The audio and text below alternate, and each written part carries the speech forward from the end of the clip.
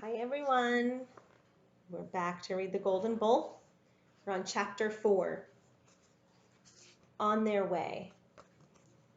Too numbed to talk, they walked along the sandy road in silence. The sky grew brighter, then the edge of the sun appeared on the flat horizon. Gradually the cool of the night disappeared as the blazing circle rose slowly in the sky. The heat increased until it became so intense that Jomar thought he could see rays of sunlight shimmering in front of him. Jomar walked beside his father, who was holding Zepha's hand. Without warning, Darabi swayed, then pitched forward. In an instant, Zepha was down beside him, cradling her father's head in her lap. Jomar knelt down and spoke quietly. "Father, you are too weak to make this journey. I know you wanted to be sure we took the right road, but I can find it from your description. Stay here until you feel stronger, then go back to the farm." Darabi raised himself to a sitting position and started to protest, then sank down again. "I wanted to take you to the city, and now I am unable to take you to the road that leads to the city. Go on without me. You must be in before nightfall." They helped their father settle under an almost leafless tree that offered a bit of shade. Darabi pressed Zepha to his chest, his hands smoothing her hair. He looked at Jomar with teary eyes. "You must have better sandals. Mine are newer. Take them and give me yours." After the exchange was made, he reached up and embraced Jomar. "I know Zepha will be in good hands." Aware their father was watching them, Jomar and Zepha started off at a rapid pace. But when the road curved and they knew Darabi could no longer see them, Zepha's steps began to falter. She fell farther and farther behind. Jomar stopped. "Try to go faster," he called back to her. "I'll wait for you." "Not fair," Zepha shouted back. "While you wait, you'll be resting." "If you keep up with me, we can rest together," Jomar yelled. "I'm hungry and tired of walking," Zepha said as she reached him. Jomar sighed and pointed to some yellowing tamarisk trees growing close to a reservoir some distance ahead. "Maybe there's a swallow of drinking water there. Anyway, we need to get out of the sun for a while." But the reservoir held just a rubble of rocks, silty dried mud, and a trickle of stagnant water. Kicking off their sandals, they sank to the ground under the meager shade of the trees. Jomar opened his basket. Only a small clay bowl, a handful of dates, and 4 small shrunken pomegranates. Zepha wrinkled her nose. "They look like dried up pieces of leather." Jomar said nothing. Removing the top of the bowl, he found a thick porridge made of boiled emmer, the wheat they grew to feed their animals. "This'll fill us up." "But it's tasteless," Zepha said. "That's all I have," Jomar said sharply. "What's in yours?" Zepha took a woven pouch from her basket and untied its reed string. She showed Jomar a small mixture of almonds and hard raisins. Searching deeper, she found a boiled egg still in its shell and held it up as if it were a carved ivory treasure. "Mother gave me the last one," she said tearily. Their mother was right. Zepha's spirit was gone indeed. Mothers knew how to help, but what could a brother do to make his sister strong? Jomar could only think of one thing. "Eat." She looked lovingly at the egg, then stuffed more than half of it into her mouth. "Share the food," Jomar said. Zepha began weeping. "You told me to eat." "All right, I did," Jomar said. "We'll divide the egg and dates between us, and save the rest for the long walk ahead of us." Zepha raised her chin. "Why are you the one who makes all the decisions?" "I'm in charge because I'm older than you," Jomar answered. Zepha shook her head angrily. "You've gone from ignoring me to ordering me around." "It's a job I don't want."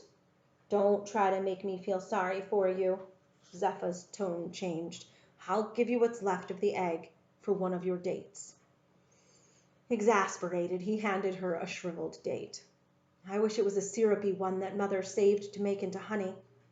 You know they were gone a long time ago. Jomar looked at Zephyr, thin and miserable. His eye fell on her basket. The lyre was inside. Sing a song for me. He felt his cheeks flush. The one you were singing in the goat hutch, when I made you stop.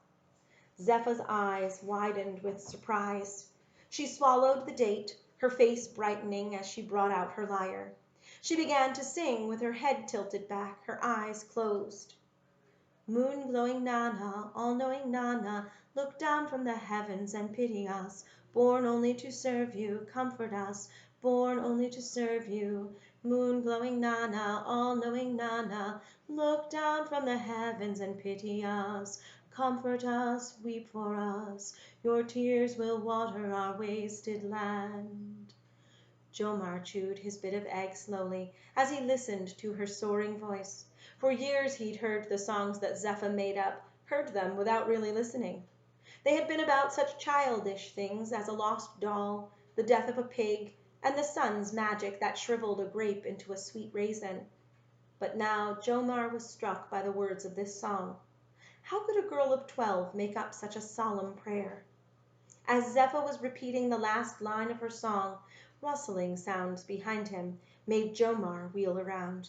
A dozen men stood gazing at Zephyr with rapt expressions.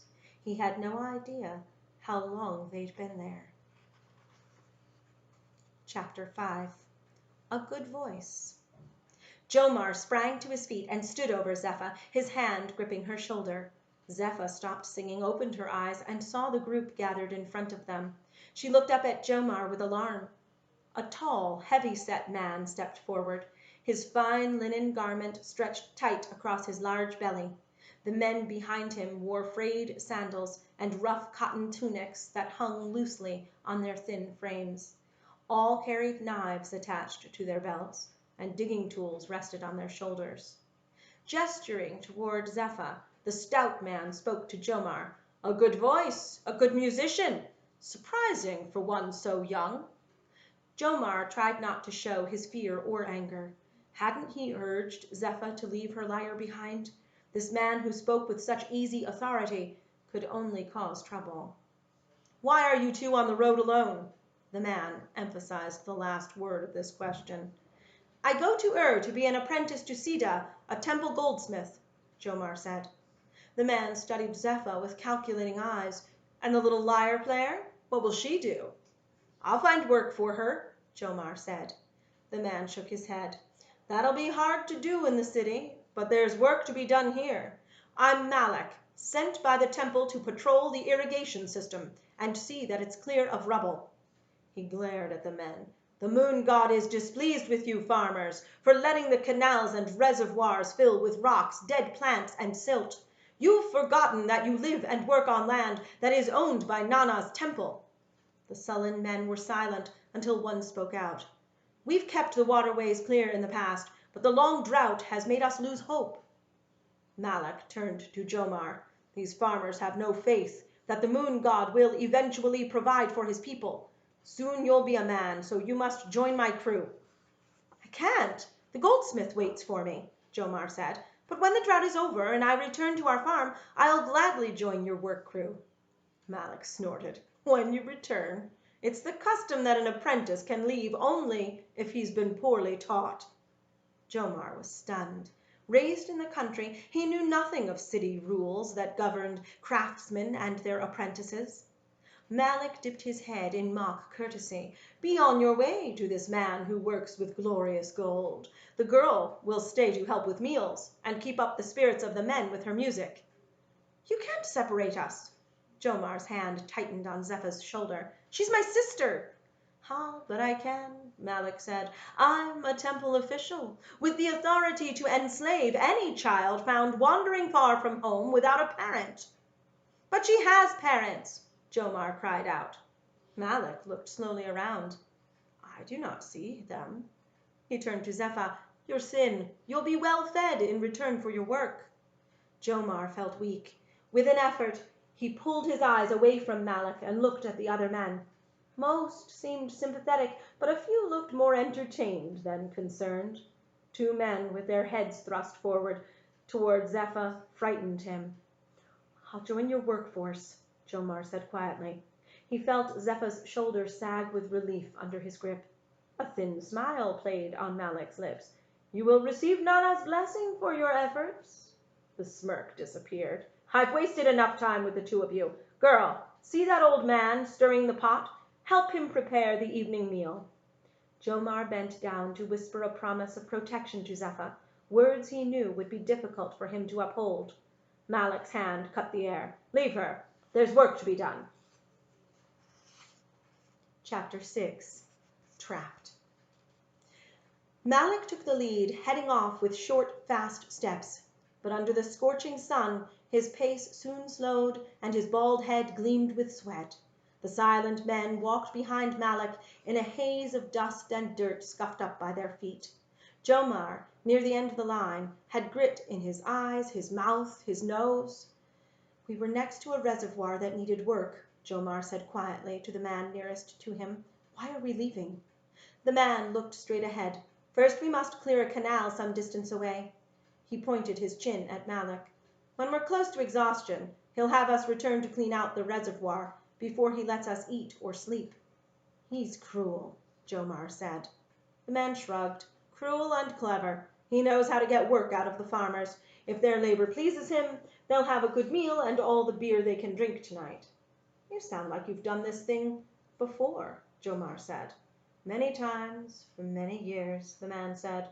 "I'm Katnu, a temple slave assigned to travel the farmlands with Malik." He turned slightly so that his bare back, covered with welts and jagged scars, could be seen by Jomar. Marks of his displeasure. Horrified, Jomar stared at Katnu's back.